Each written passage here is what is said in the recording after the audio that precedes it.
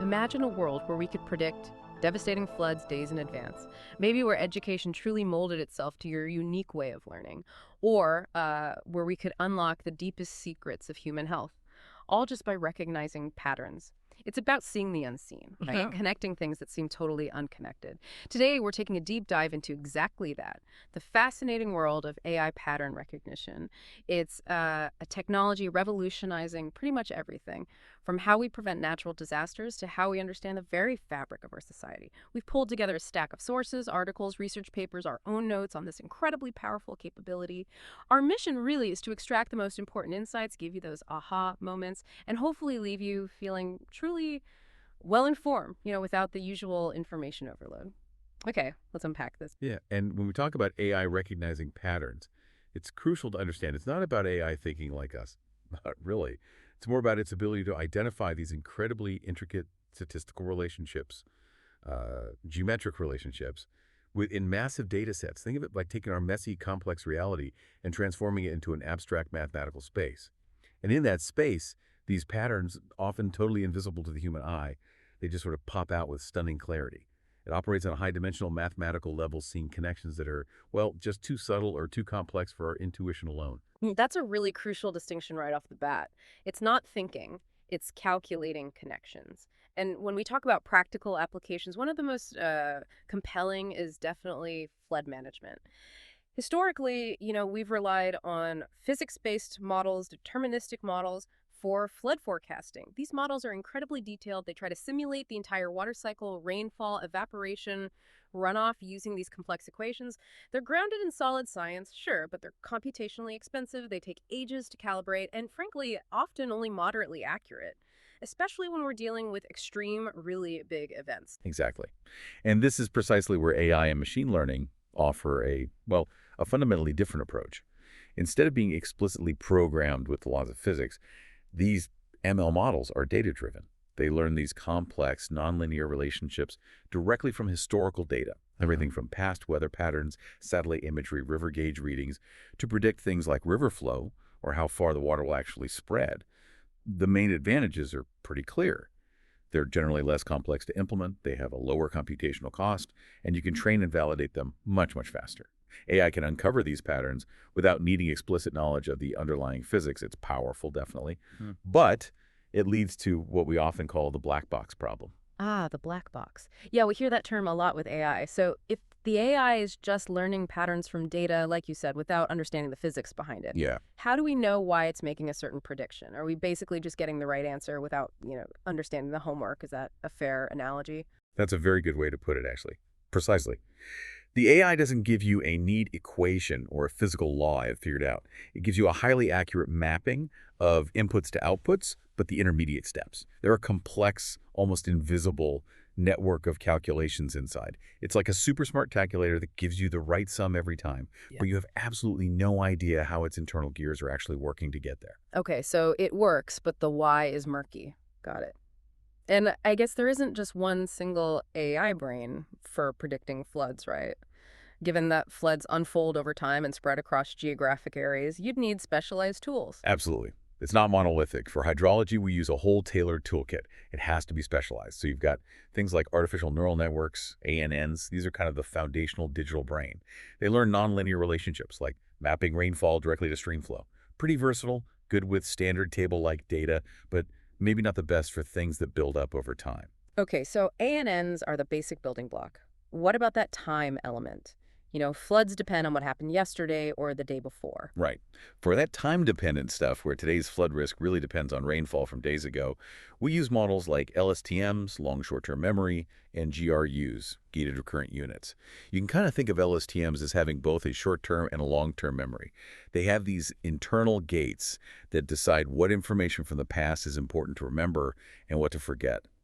This lets them capture cumulative effects like, several days of moderate rainfall completely saturating the soil. That buildup is crucial for flood prediction. That makes sense, like having a memory for the system. What about the spatial aspect? Floods spread out. Exactly. Floods are fundamentally spatial too. So we need tools for that. We use convolutional neural networks, CNNs. Think of these like a visual scanner. They apply filters to gridded data, like satellite maps or elevation models, to automatically detect important features like river channels, urban areas, maybe steep slopes. They're really powerful for seeing spatial patterns in image-like data. Like image recognition, but for landscapes. Pretty much, yeah. And then there's a newer, very powerful approach, graph neural networks, GNNs. Imagine a network model that actually understands relationships and flows between connected things. It represents a whole river basin as a dynamic. Graph nodes are locations, edges are the connections, like river segments. GNNs can learn how water fluxes are exchanged between these nodes while actually preserving the physical layout, the topology of the river network. It's much closer to the real physics. Wow, okay, so it's learning the network itself. In a way, yes. And this whole progression you see, from basic ANNs to these complex spatiotemporal GNNs, it really reflects this drive to create AI models whose internal structure more closely mirrors the actual causal structure of the real-world thing they're modeling. Right. Moving from just finding correlations to learning something that represents the underlying physics. That makes a lot of sense. You're tailoring the tool not just to the data, but trying to get it closer to the physical reality. So the cutting edge isn't just one type of AI, maybe, but combining them. Or combining them with the older physics models. Indeed. That's where the most promising systems are today, hybrids. They integrate ML's pattern recognition power with the theoretical grounding of those physics-based models we talked about earlier. A fantastic example comes from Penn State, working with the National Water Model, the NWM. Traditionally, calibrating that model across the entire U.S. requires painstaking site-by-site work, super labor-intensive. What the researchers did was develop a framework using neural networks to learn the patterns of these key calibration parameters across the whole continental United States. This means they can generate optimal calibration settings for pretty much any location in minutes, literally minutes, not days or weeks. Wow, that's a huge speed up. And the results. The results were impressive. A substantial 30% improvement in stream flow prediction accuracy, and critically, it performed particularly well for extreme high flow events. Those are the ones that cause the most damage. So the big takeaway there isn't that AI just replaces our existing science, but it makes it profoundly more powerful and, well, efficient. That's a genuine aha moment for me. Exactly. This hybrid approach really offers the best of both worlds. You get AI's efficiency and its almost uncanny pattern-finding power, but it's coupled with the structural integrity and physical grounding of a deterministic model. It strongly suggests AI augments rather than just replaces our scientific understanding. Okay, but these incredibly sophisticated AI models, they're essentially empty vessels without data, right? You said they're data-driven, so it's not just about the algorithms. It sounds like there's a vast data supply chain feeding them. When you start thinking about this, you realize the sheer scale of information needed. You're absolutely right. The data ecosystem is this complex, multi-layered tapestry. It's huge. At a foundational level, we have things like satellite and remote sensing data. Optical satellites like MODIS or Landsat can map where water actually is, the inundation extent, and land use. Then you have SAR sensors like Sentinel-1, which are amazing because they can see through clouds and darkness to detect water surfaces.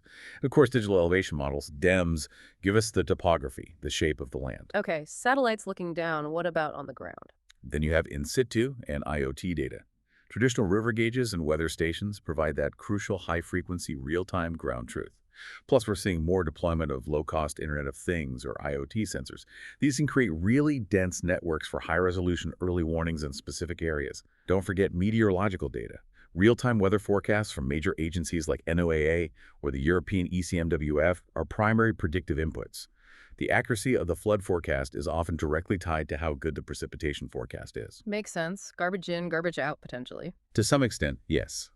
And finally, there's human and economic data. Things like high-resolution population density maps, locations of critical infrastructure like hospitals or power stations. This is all crucial for understanding the potential impact of a flood and prioritizing the response effectively. Okay, so we've got this deluge of raw data coming from all directions. How do these aggregators and platforms actually turn it into something usable, something actionable? Yeah, that's the next critical layer. Platforms that aggregate, clean, and harmonize all this diverse data. Google's Flood Hub and their AI initiative is a really prominent example. It ingests huge amounts of public data weather products, satellite imagery, river gauge measurements to train its two core AI models, one for hydrology, predicting flow, and one for inundation, predicting spread. It provides forecasts with up to a 7-day lead time for over 100 countries now and delivers alerts directly through Google Search and Maps. It's huge reach. 7 days is a significant warning time. It really is. Then there are resources like the Global Flood Database. This contains over 15 years of detailed satellite data on more than 900 major flood events globally. It's absolutely indispensable for training and validating new AI models. You need that historical context. And we're also seeing commercial platforms emerge, like Floodbase, which is doing really interesting work pioneering parametric flood insurance. This insurance pays out automatically based on measured flood magnitude, often derived from multi-source satellite data analyzed by AI. Insurance triggered directly by the data? That's novel. It is. And it even includes advanced AI for data concepts. Like FathomDem, that's a global elevation map created by a hybrid AI specifically designed to correct errors in existing public terrain data. It shows the tech stack is really maturing. AI isn't just using data, it's improving the foundational data itself. It sounds like an incredibly impressive global network of data collection and processing, but you mentioned something earlier about data inequality. How does the availability or lack of this data impact how well these AI models work around the world? That's a really crucial and honestly difficult point. This entire data ecosystem, as impressive as it is, rests on a foundation that is definitely not globally uniform. Developed nations generally have significantly greater data availability and much higher quality data think state. Detailed LiDAR mapping for elevation, dense networks of IoT sensors, long historical records from gauges. This creates a direct link, really, between a region's data infrastructure and its resilience to floods. AI models trained on comprehensive data from, say, North America or Europe might perform poorly or even fail in data-scarce regions. And those data-scarce regions are often the most vulnerable to disasters in the first place. Exactly. It's a terrible irony. There are initiatives trying to bridge this gap, like Google's concept of virtual gauges, using AI models to estimate stream flow where no physical gauges exist based on satellite data and upstream measurements. But the underlying inequality in data access and infrastructure remains a fundamental challenge for achieving truly equitable protection globally. That's a huge challenge to overcome, because as you said, even a perfect prediction is pretty useless if it doesn't lead to action on the ground.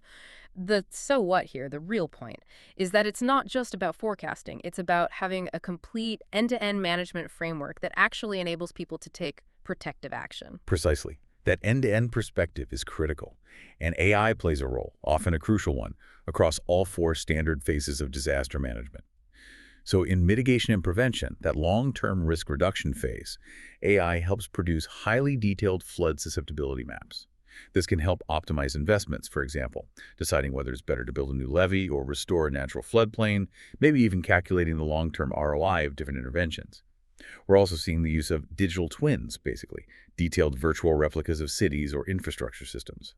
Planners can use these to simulate future flood events under different climate scenarios. Boulder County, Colorado did this, using rainfall projections through 2050 to understand how their current infrastructure, designed for maybe a once-per-century event today, might need upgrades for the future. Using AI to stress test the future. Okay, what about when a flood is more imminent? Preparedness. For preparedness, those AI models providing 7-day lead times are key. But just having the forecast isn't enough.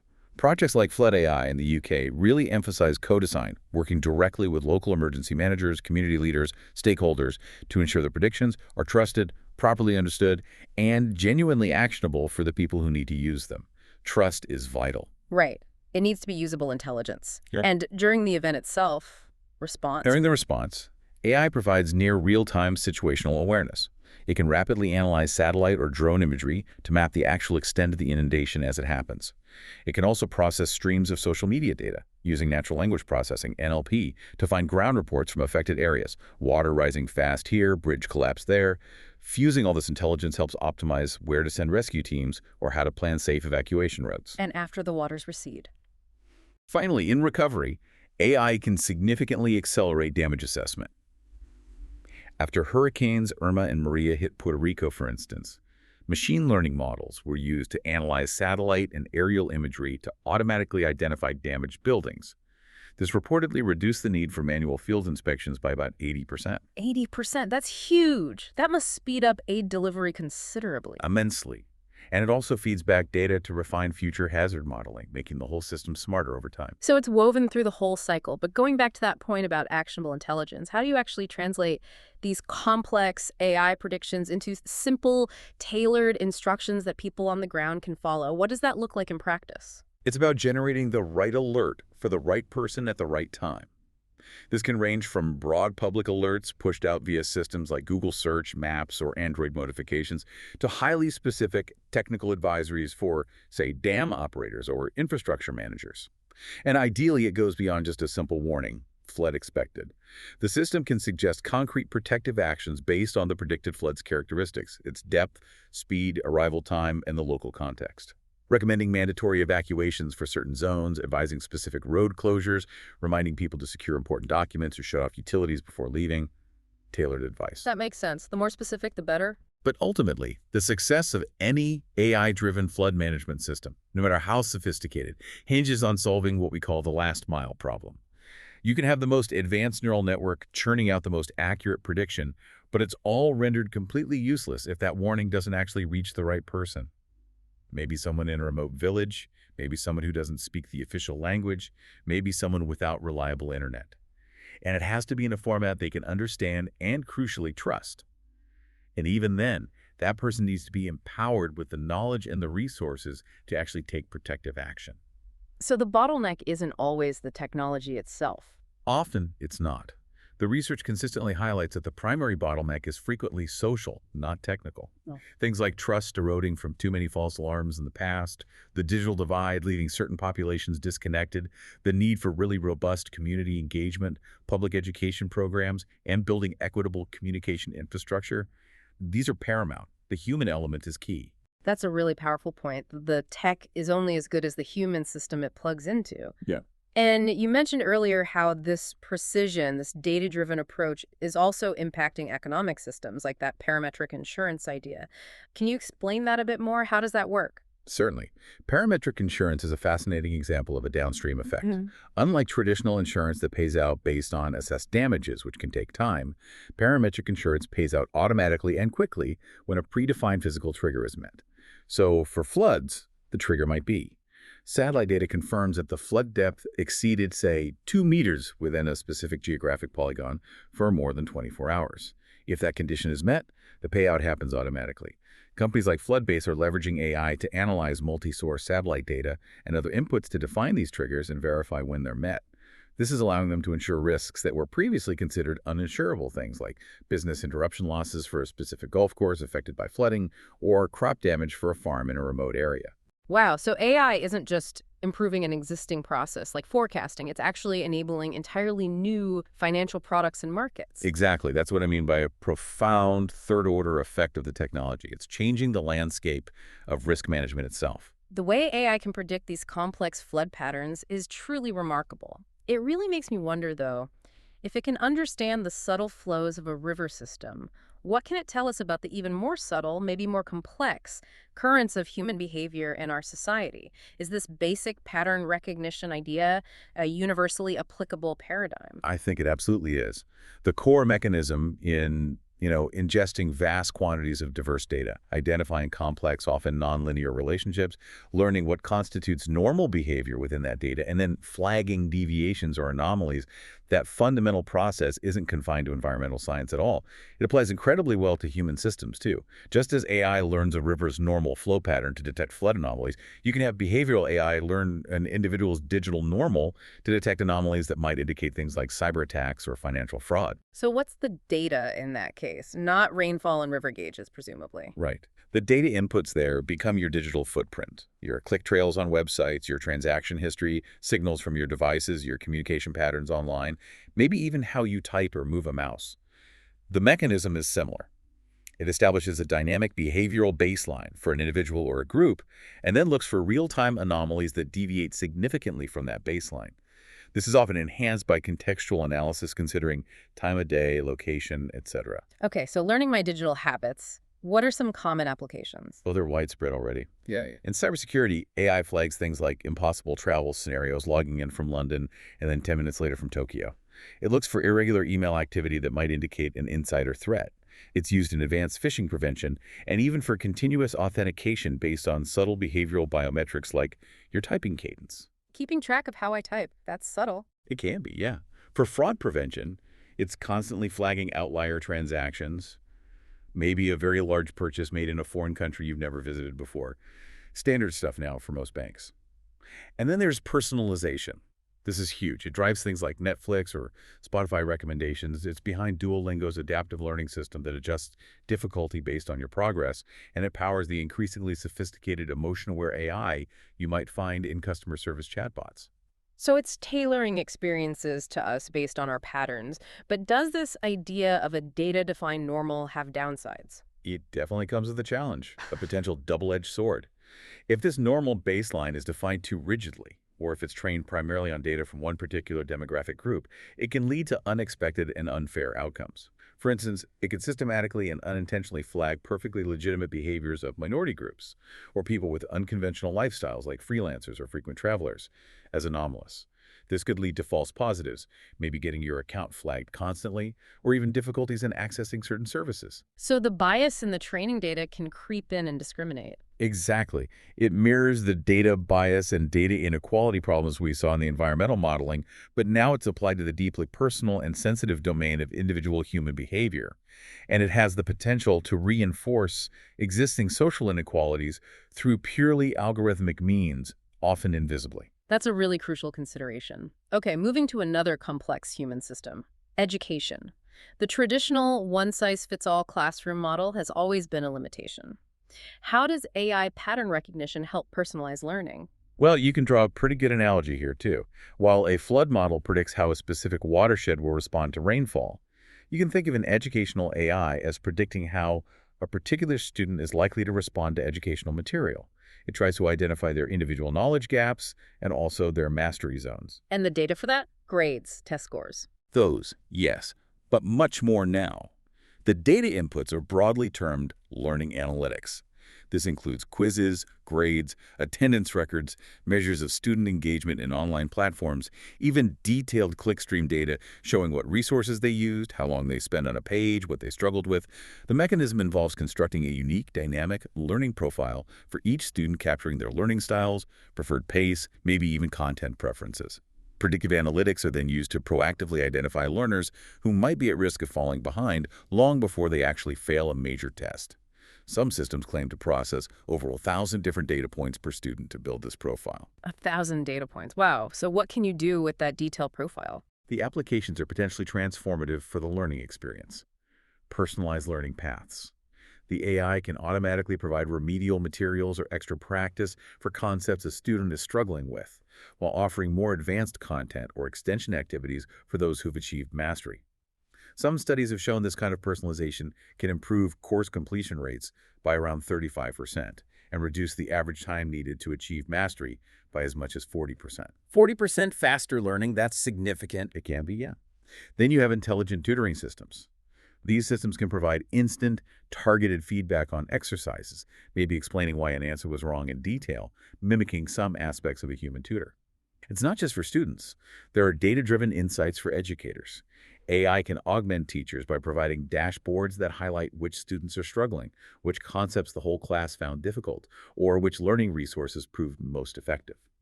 This can free teachers up from some routine grading or administrative tasks to focus on higher-level support. That sounds like it could really reshape the classroom dynamic entirely. But does this level of AI intervention come with any, maybe unexpected consequences for the educators themselves, the teachers? That's a really important discussion happening right now. There's a potential risk of inadvertently de-skilling the teaching profession, or at least changing it fundamentally.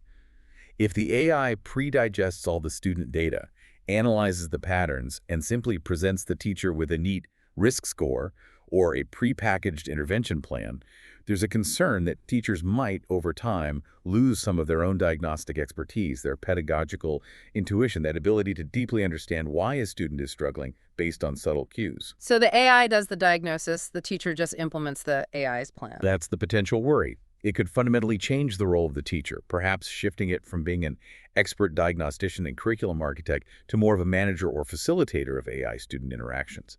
It raises critical questions about the future quality, the adaptability, and maybe most importantly, the essential human element of education. Another complex balancing act. Okay, from flood management to learning. The complexity of the human body, biologically, makes even a hydrological system seem relatively simple. How does AI help us map the intricate patterns of life itself in fields like biology and precision medicine? Well, you can again use the analogy. Think of a disease not as a static thing, but as a complex dynamic process, maybe like a slow motion flood developing within the body. AI helps us model the incredibly complex interactions involved and predict potential outcomes. The data must be astronomical there. It really is. The data inputs include vast quantities of omics, data genomics, the study of genes, often generating 200 gigabytes of data per sample, transcriptomics, gene expression, proteomics, proteins, metabolomics, metabolites. Then you add medical imaging like X-rays, CT scans, MRIs, and increasingly data from electronic health records, EHRs. It's a staggering amount of information per person. Okay, so what kind of patterns can AI find in all that biological data? The pattern recognition capabilities here are truly revolutionary. Genomic analysis. AI algorithms are getting incredibly good at identifying very subtle patterns, like single nucleotide polymorphisms, or SNPs, across thousands of genomes that are statistically associated with increased risk for complex diseases like cancer or heart disease. Maybe the most famous example recently is in protein structure prediction. DeepMind's AlphaFold model can now predict the complex 3D structure of a protein directly from its amino acid sequence, with accuracy rivaling experimental methods. This was a grand challenge in biology for decades, and solving it is a massive game changer for understanding disease mechanisms and designing new drugs. I remember hearing about AlphaFold. That sounded huge. What about medical images? Right. Medical image analysis. CNNs, those visual scanners we talked about, can be trained on vast libraries of labeled medical images, like X-rays or retinal scans, to recognize subtle patterns indicative of disease, sometimes patterns that are difficult for the human eye to spot consistently. Studies have shown AI achieving and sometimes exceeding human expert accuracy in diagnosing certain conditions, often while significantly reducing the interpretation time needed. Faster, potentially more accurate diagnosis from images. So where does this all lead? What's the big application? The ultimate application, the goal, is really precision medicine. It's about moving away from one-size-fits-all treatments and tailoring medical decisions, practices, and products to the individual patient based on their unique genetic makeup, lifestyle, and environment. Tailoring medicine to me specifically, how does AI enable that? It enables it through things like earlier diagnosis and prognosis. AI can identify genetic risk factors years before symptoms appear, or detect minute changes in scans indicative of early-stage disease. It can also help predict how a disease might progress in a particular individual, for instance, the likelihood of cancer metastasizing, and crucially, personalized treatment. This includes pharmacogenomics, using a patient's genetic profile to predict how they'll respond to specific drugs, maximizing effectiveness and minimizing side effects. It also involves mapping the specific genomic profile of a patient's tumor to the most effective targeted therapy or immunotherapy. That really does sound like a profound shift in how we approach healthcare. It absolutely is. The profound long-term implication of this shift is a potential complete reorientation of the healthcare system. It changes the focus ideally from primarily reactive care treating sickness after it occurs towards proactive care, focusing on prediction, prevention, and maintaining wellness throughout life. A massive potential change. Okay, let's shift gears again to maybe an equally complex and often turbulent system, the political landscape. Public opinion is often described as a powerful current, right? Can AI actually monitor and predict that discourse flow? It certainly attempts to. The analogy holds quite well. AI is increasingly used to monitor the vast discourse flow, primarily from social media and online news, trying to identify underlying sentiment patterns and forecast political outcomes. What kind of data does it use for that? Tweets and news articles? Yes, massive amounts of unstructured text from social media platforms like Twitter X, Facebook, news sites, blogs, online forums. This is often combined with more traditional data sources like opinion polls, demographic data, and economic indicators to build more robust models. The key technology here is natural language processing, or NLP. It performs tasks like sentiment analysis, automatically classifying the emotional tone, positive, negative, neutral, expressed in a piece of text towards specific topics, candidates, or policies. This can be done at the level of a whole document, a single sentence, or even specific aspects within a sentence. So it reads millions of comments and figures out if people are happy or angry about something. Essentially, yes, but often with more nuance. Machine learning models, like support vector machines or the LSTMs we discussed earlier, are then trained to make forecasts, maybe predicting election outcomes or shifts in public opinion based on these sentiment scores combined with other variables. There was one notable study looking at the 2020 U.S. presidential election that claimed around 96% accuracy in predicting state-level outcomes using AI analysis of sentiment and other factors. 96% accuracy. That's startlingly high for election forecasting. It is, although results can vary and depend heavily on the data and methods used. And there's even more cutting-edge research using AI agent simulation. They create synthetic survey panels composed of AI agents that are conditioned with specific demographic profiles and opinions based on real-world data. Researchers can then poll these synthetic populations in real time to explore hypothetical scenarios or track opinion dynamics much faster than traditional surveys. Wow, polling artificial voters. Okay, so the applications are gauging public opinion, predicting elections. Does it influence campaigns too? Absolutely. A major application is informing campaign strategy. The insights from sentiment analysis and forecasting can be used to tailor messaging, target specific voter segments more effectively, and allocate resources more efficiently. But there's a critical dynamic here, a potential feedback loop. AI isn't just a passive observer or predictor in this sphere. The insights it generates are actively used to shape public opinion, enabling hyper-targeted political advertising and messaging designed to resonate emotionally with specific groups. So it's not just observing the current, it's potentially influencing the direction of the flow itself. What are the broader implications of that feedback loop? It raises significant concerns. The third-order implication of this dynamic is the potential for AI to act as an accelerant for political polarization. By enabling increasingly sophisticated micro-targeting based on emotional triggers and existing beliefs, it could inadvertently deepen societal divides, reinforce echo chambers, and make it harder to find common ground based on shared facts. That's a significant potential consequence for democratic discourse. Another double-edged sword. Okay, lastly in this section, let's look at navigating economic currents. The economy is famously a vast, interconnected, often unpredictable, nonlinear system. How does AI pattern recognition help get a better handle on it? You're right. The economy is incredibly complex. AI models, particularly machine learning and deep learning, are proving very effective at capturing intricate patterns and nonlinear relationships that traditional econometric models, which often rely on linear assumptions, can miss. So again, it's about finding patterns traditional methods don't see. What's the data fuel here? Beyond GDP and inflation numbers. The data inputs have exploded. We're firmly in the era of big data economics. AI models leverage not just traditional statistics, but also vast amounts of alternative data. This includes things like anonymized credit card transaction data, social media sentiment trends related to economic confidence, Google search trends for terms like unemployment benefits, even smartphone mobility data showing foot traffic in retail areas. Unstructured data is also key. NLP analyzes news articles, company earnings reports, even central bank statements to generate real-time economic sentiment indices. And geospatial data plays a role too. Satellite imagery is used to derive proxies for economic activity, counting ships and ports, cars in factory parking lots, analyzing nighttime light intensity as a measure of development. Using satellites to check factory parking lots, that's clever. How does AI process all this diverse data? Pattern recognition relies heavily on machine learning and deep learning algorithms. Neural networks, gradient-boosting trees are common, specifically chosen for their ability to model complex nonlinear relationships in high-dimensional data. NLP, as mentioned, is crucial for extracting insights from text. We're also seeing the rise of hybrid models that combine the pattern-finding strengths of AI with the theoretical structure of traditional econometric models to improve robustness and interpretability. And what are the main applications of this AI-driven economic analysis? They span quite a range. Macroeconomic forecasting. Central banks and financial institutions are increasingly using AI to improve forecasts for key indicators like GDP growth, inflation, and unemployment.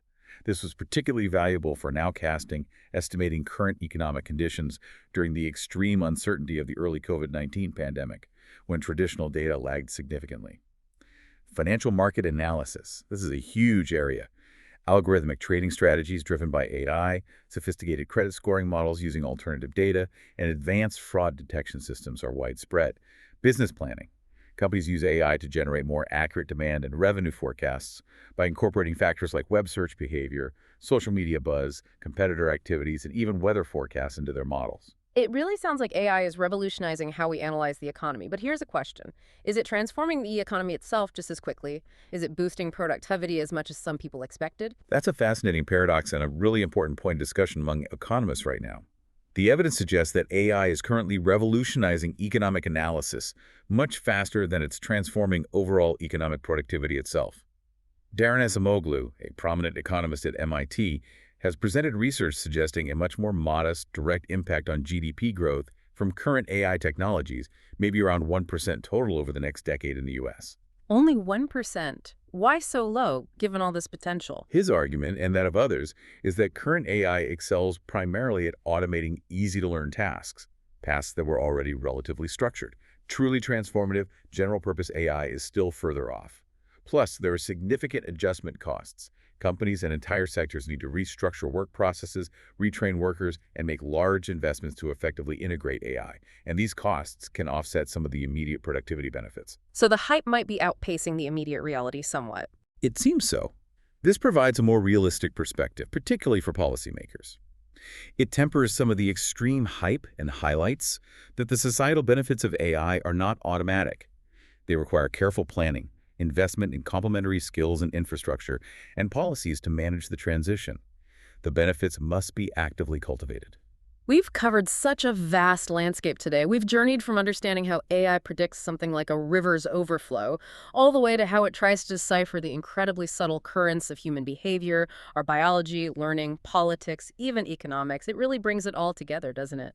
Raising that ultimate question, can AI truly help us understand the deepest, most fundamental patterns of our world and maybe even of ourselves? I think it certainly offers us powerful new lenses to do so. That sophisticated approach we discussed for managing a single river basin, that can be scaled up, conceptually at least, to what some are calling planetary stewardship. AI can act as a kind of global sensory system, helping us monitor Earth's vital signs on an unprecedented scale. Planetary stewardship, what does that look like in practice? We'll think about applications like comprehensive environmental monitoring, AI analyzing satellite data constantly to detect illegal deforestation in near real time, measuring air and water quality changes over vast areas, identifying harmful algal blooms early, monitoring the retreat of glaciers to track climate change impacts. Wildlife conservation, AI automatically analyzing millions of images from camera traps to count endangered species, using acoustic sensors to detect the sound of chainsaws indicating illegal logging or gunshots indicating poaching, tracking habitat loss and fragmentation via satellite imagery over decades.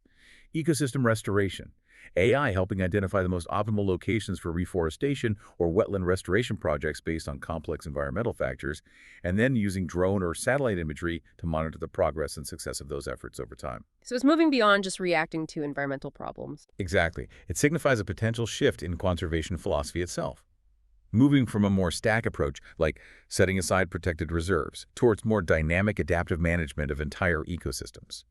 AI provides that near-constant health check, allowing for proactive interventions, maybe predicting wildfire paths to optimize firefighting resources, or adjusting wildlife corridors based on observed animal movements in response to climate change.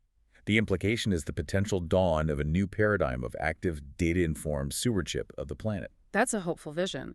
But taking it even further, does this pattern recognition capability extend to understanding ourselves? Can AI recognize deeper, maybe recurring patterns of human existence hidden within our collective history? That's perhaps the ultimate, most profound question for this technology. Can it help us understand the long-term patterns of being human? Consider the entire digitized human record historical documents.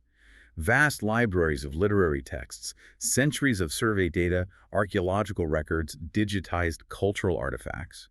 This represents a data set about humanity far too large for any single human mind, or even generations of scholars to comprehensively analyze. Our entire history as a data set. Pretty much.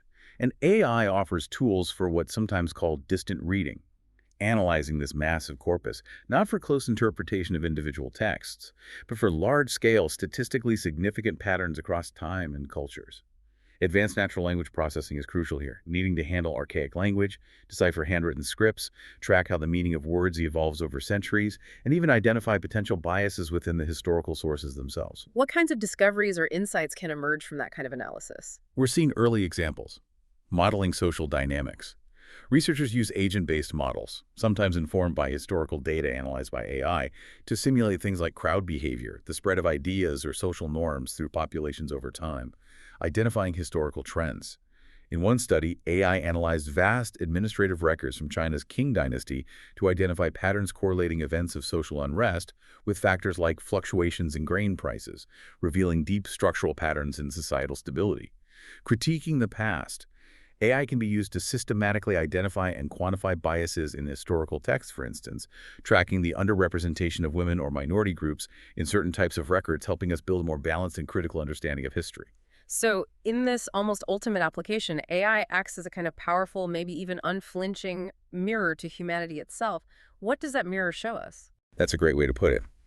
When trained on the vast data set of our history, AI's value isn't so much in forecasting exactly what we will do next, but perhaps more in revealing statistically what we have always tended to do. It forces us to confront the persistent recurring patterns of conflict and cooperation, of innovation and resistance to change, of tribalism and altruism that seem embedded deep within the human story across different eras and cultures. Its greatest value here might be its reflective power. But is there a risk in letting AI interpret our past for us? Yes, there's a subtle but important observer effect to consider here too.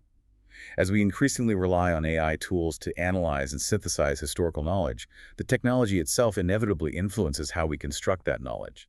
Since the AI's training data, our digitized history, inevitably reflects the dominant narratives, biases, and power structures of the past, there's a real risk that AI could subtly reinforce mainstream historical interpretations and make marginalized perspectives or alternative narratives even harder to see or recover. So it might amplify the voices already loudest in the historical record.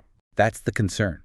It potentially creates a kind of civilizational scale observer effect, where our future understanding of our own past becomes mediated and potentially biased by the statistical patterns that our artificial tools are designed to recognize most easily.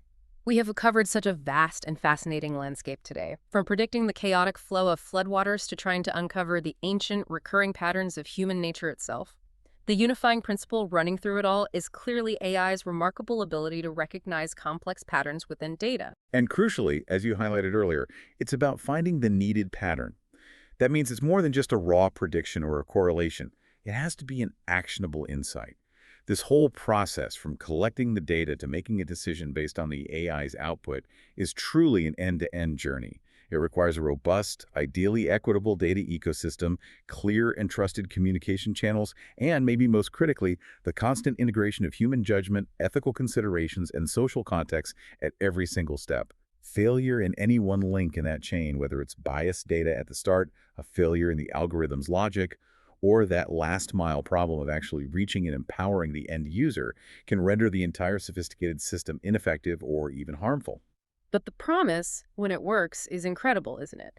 It suggests an unprecedented potential for more efficient understanding and maybe even control over incredibly complex systems, mitigating disasters more effectively, personalizing education to unlock potential, helping guide the development of cures for diseases, managing economies with a level of precision we've never had before. The potential upside is undeniably huge.